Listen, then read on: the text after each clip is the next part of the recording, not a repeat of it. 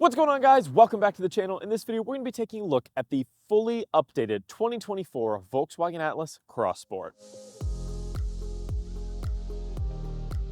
Now, the trim we're going to be looking at here is the SEL Premium R line, and we have it here in this silver mist metallic color. Now, for the 5th model year of the Atlas Cross Sport, they went with a full redesign, so you're going to see some really nice updated stylings on the front grille, updated stylings on the back of the vehicle. There's an updated 2.0 liter turbo engine, which we'll talk about, updates to the interior, including cabin materials and technology packages, updated safety features, all kinds of new features, and we're going to talk about all of it in this video. Now, again, this is the fully spec'd out model, so this is going to have every bell and whistle that you could possibly want on the Cross Sport. Let's go ahead and get started up front. So as I mentioned, you do have an updated styling on the front grille. You have LED headlights here, LED daytime running light. You have this LED light bar that runs across the front. These are your steering responsive headlights with your corner illuminating features, high beam assist, all those goodies. You have a nice big illuminated Volkswagen badge, little turtle head front facing camera there that works with your overhead view cam system. Some nice chrome accents here. You do have your R-Line badging and some black elements since you do have the R-Line styling here. Body colored splitter, more black accents, another body colored piece. You have kind of these little hooks here with these little accents on them and some parking sensors. Then another silver piece at the bottom, more parking sensors, and then a black lip at the bottom of the front fascia. So a nice intricate kind of stacked front grille here for Volkswagen. Now, like I said, you have an updated 2.0 liter turbo engine under the hood. So you get an additional 34 horsepower on this new engine, taking you to 269 horsepower, 273 pound-feet of torque, 26 miles per gallon highway, 19 miles per gallon city. It sits on these 21-inch two-tone machined alloy wheels. I think they look really clean. They're not very intricate, but they are premium looking. If we move on back, you have some Cross Sport badging here. No R-Line badging, which is kind of interesting. Normally that's where the R-Line badging would go, but you have some very kind of elegant Cross Sport badging instead. If we move on back to the side mirrors here, you've got body color side mirrors, integrated turn signals, blind spot monitoring. They are heated and they are power folding. So if you go ahead and lock the vehicle up, they'll fold right in for you. And they have the camera system underneath that works with your overhead view cam system. Obviously you have keyless access here on the door handles. Up top you have silver roof rails and a large panoramic sunroof. A little bit of chrome trim that runs across the bottom. Not a lot of intricate body lines. You just have one body line that runs here from the fender down the side of the door panels and then up onto the quarter panel over to the tailgate. But it's pretty simplistic, not a whole lot going on. But you do have a really nice sloped kind of fastback style SUV roof, which is one of the big differences between the Cross Sport and the normal Atlas. Outside of not having a third row like you have on the full-size Atlas, the Cross Sport opts for just a second row and much larger trunk capacity, and that nice sloped roof design that makes it much more sporty, i.e. Cross Sport. So moving to the back of the Cross Sport here, you'll notice, like I mentioned, the roof is really sloped and you have this nice sloped aggressive back end here. Tinted glass here, rear wiper, a little bit of a spoiler, brake light, large LED tail light bar that kind of runs across the back, LED tail lights over here, Volkswagen badge, Atlas word mark here, some chrome accents here at the bottom, more body colored pieces. You'd have a rear view camera up underneath that works with that overhead view cam system. Pretty minimal badges though back here. You just have SEL badging there. Your 4Motion all-wheel drive badging over on this side. Little body colored lip here. Nice big reflector at the bottom. Towing hitch down here. I'll have all towing capacities on screen. A little bit of an intricate diffuser at the bottom. And then you have quad fake exhaust tips. That's right. Fake, unfortunately. Sorry guys. Parking sensors as well. But if we go ahead and open up the tailgate, which it does have an easy open tailgate, we'll get access to this massive amount of cargo carrying capability back here. So I have all my camera stuff back here, my hard shell case, my backpack, all this kind of stuff, and I could fit plenty more back here. When you go from the Atlas to the Atlas Cross Sport, you basically double your cargo carrying capability because you lose that third row. So you basically go from like 19 to 20-ish cubic feet to like 40 cubic feet without the second row folded down. If you fold those down, you get even more. I'll have all accurate dimensions on screen for you guys, but you got plenty of room back here. You got room for a cargo shade, cargo net. You've got Volkswagen's cargo protection system up underneath here. You have a spare tire. You've got your speaker system up under there as well. LED lights in here. Nothing too crazy, but you do have this button here to lower the tailgate. But I just can't stress enough how much more cargo carrying capability you have here on the Cross Sport. So if you don't need the really tiny third row that you get on the full-size Atlas, but you love cargo capacity, go with the Cross Sport. Let's hop inside. So hopping here inside the fully updated Volkswagen Atlas Cross Sport, a lot of new things jump out to me from previous generations because they did a lot of work in updating this cabin to make it feel more premium, more elegant, and have more awesome standard features across the board. Fingerprint, magnet. Love it. Thanks, Volkswagen. Gloss plastic, I love it. And we're gonna talk about all of that. But let's just start over here on the left, work our way across, and talk about the updated cabin here. So you have kind of this faux carbon fiber material on the sides of the door panels, then you have just a soft touch rubber up top, and that works its way all the way across the dash here. And that same kind of textured plastic, basically, or carbon fiber material runs all the way across the dash as well. Down below that, you have some leather with some accent stitching and some perforations, and that continues onto the armrest here. No gloss black plastic here near the window controls. Nice, I love that, good job. Brushed silver handle here, and then you have your Harman Kardon audio system right here. But this is a nice armrest here, nice and padded and comfortable. If we move on over, you've got dual vents here, and then you have your little pad for controlling your lights, turning on your automatic lights, turning on your window defoggers, turning on your poor weather lighting, which we'll talk about in our secret features video. And then we move on over to this beautiful updated leather heated steering wheel with some contrast stitching, a little bit of a silver accent, some R-line badging in the center. All of your travel assist and your adaptive cruise control options are going to be on the left side. Then your controls for your 10.3-inch digital cluster are going to be right here on the right. That'll be past the steering wheel. Updated standard heated steering wheel as well here for 2024. But on this 10.3-inch digital display cluster, super nice graphics package. Kudos to Volkswagen for making this dash look so nice. But you have anything, you have complete customization on the colors, on what's displayed. You can put full screen navigation on here. You can see your adaptive cruise system, what gear you're in, RPMs. You've got it all on this display. It's so nice, and the graphics package here updated for 2024 that we looked at on the Atlas, here on the Cross Sport, what I assume will be going forward on all other models, is top notch. I give them big props for that. Light controls, wiper controls behind the steering wheel, and then you do have paddle shifters back here as well for a manual mode. If we move on over to the 12.3-inch infotainment system here, this also has Volkswagen's most up-to-date graphics package. And not only does it look great, but since they updated it here for 2024, it now functions a lot better than it used to. It used to be very clunky, very laggy, and while it looked great, it just didn't function that well. They fixed it here for 2024. I talked about it on the Atlas, but it's just so much smoother, more responsive, less stutter, less lag, works better overall. And again, it still looks great with full customization on the colors and where your apps go and all that kind of stuff. And we'll look at that more in my secret features video coming up. But this has radio, Bluetooth, Apple CarPlay, Android Auto, on-screen climate control. You've got control of your heated seats and your ventilated seats, rear camera, overhead view cam system. It's all in there. You do have your touch capacitive sliders like we've seen on other Volkswagen models. One interesting note is you do not have any touch capacitive sliders on the steering wheel. Those maintain these hard buttons. I don't know if that's something Volkswagen's just gonna do going forward, get rid of the touch capacitive ones on the steering wheel, keep those over here on the dash.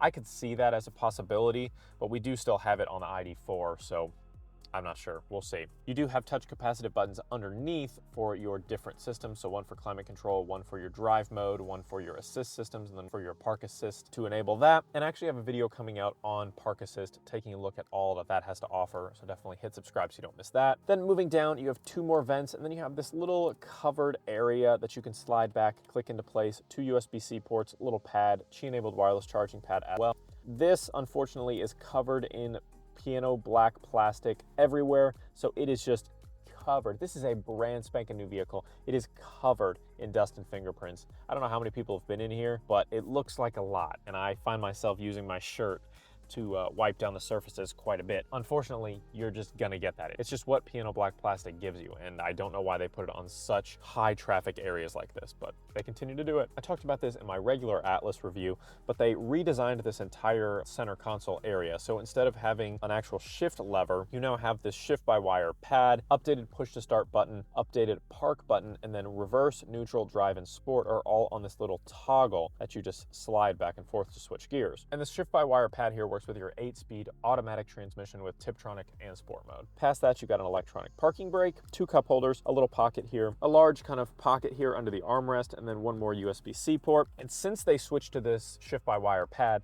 that opens up all this space underneath. So now you have this big open pocket where you can put stuff down here on this little rubber pad, and it just gives you a lot of extra space there, which is great because this still is a family vehicle. A couple other little accents you get with the R-Line package. You do have the R-Line badging here, like I mentioned, and these stainless steel pedal caps down here. If we move back up top, you have a nice, big, chunky rear view mirror. It is auto dimming. It has a compass built in, and it's got HomeLink garage door controls under here as well. You have your little lights here, which we'll talk more about in a secret features video, but you can actually turn these bad boys on and off just by tapping them.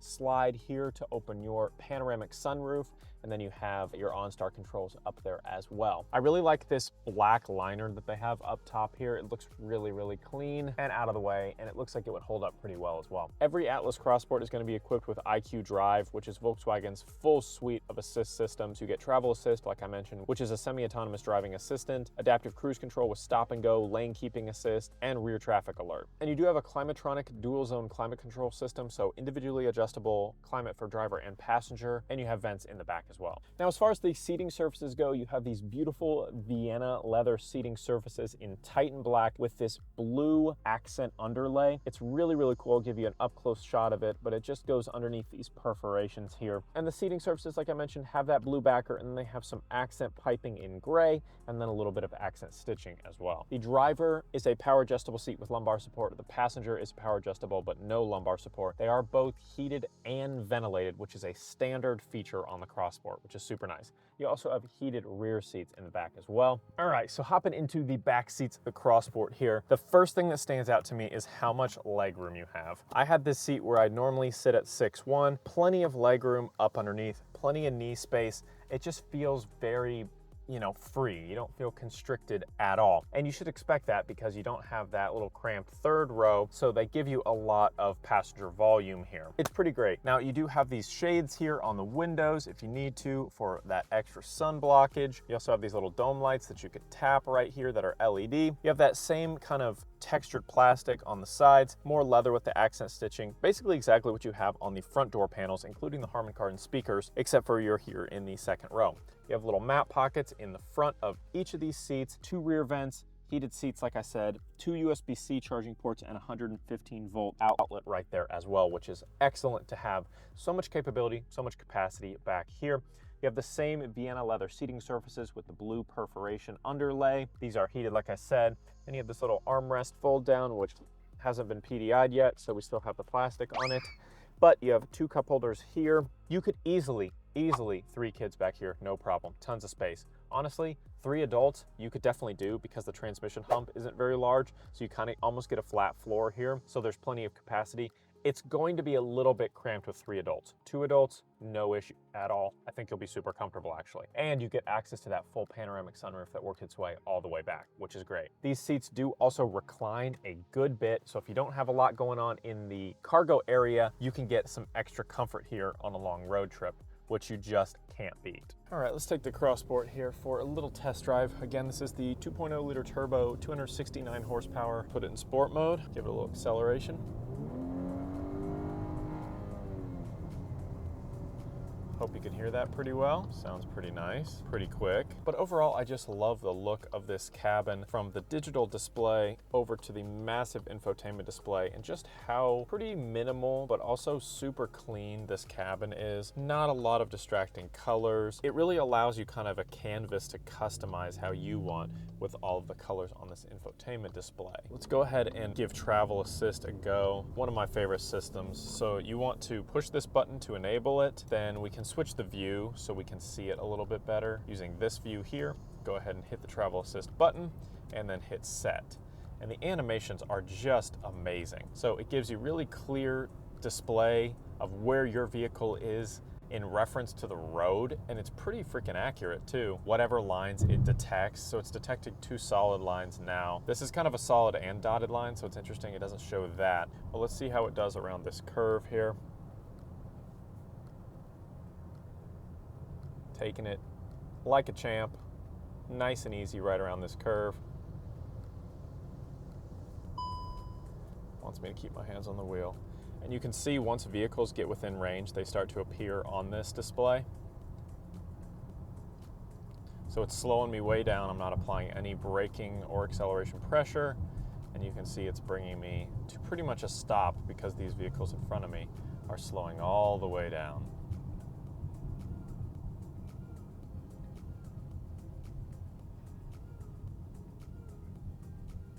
Boom. And it even shows how that vehicle is kind of off-centered. You see that right there? It is off-centered. So it's pretty stinking accurate. And now it's showing the dotted line on the sides, which is super interesting. So let's see if it'll speed me back up once this vehicle goes away.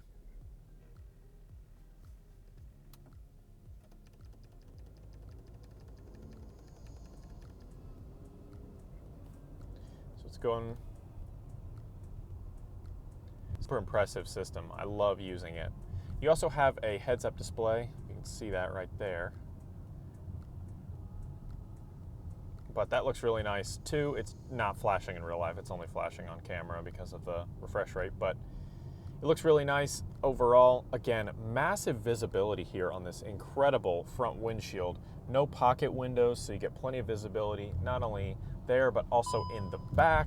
And then again, touch capacitive buttons, but only in spots where you could also use it as a passenger. So not too many distraction elements, I think, overall. I think they did a good job kind of mitigating some of that. And I think that might be something they do going forward, like I said, getting it off of the steering wheel here. But again, things I dislike overall, piano black plastic. I mean, just look at those smudges right there. And that's not even really a high contact area, but you can just see how dirty it can get just from really random contact. And having it on this entire center console area, just not a fan of that. They definitely need to change that. Outside of that, there's really nothing I don't like about this vehicle. I guess I could technically say the price point because it's not cheap at $53,000. I do think you get a lot of functionality, a lot of technology, a lot of premium materials, a nice 2.0 liter turbo engine that is new, standard heated and ventilated seats, these beautiful large infotainment and driver information displays, shift-by-wire system, leather steering wheel. Just overall, it's an excellent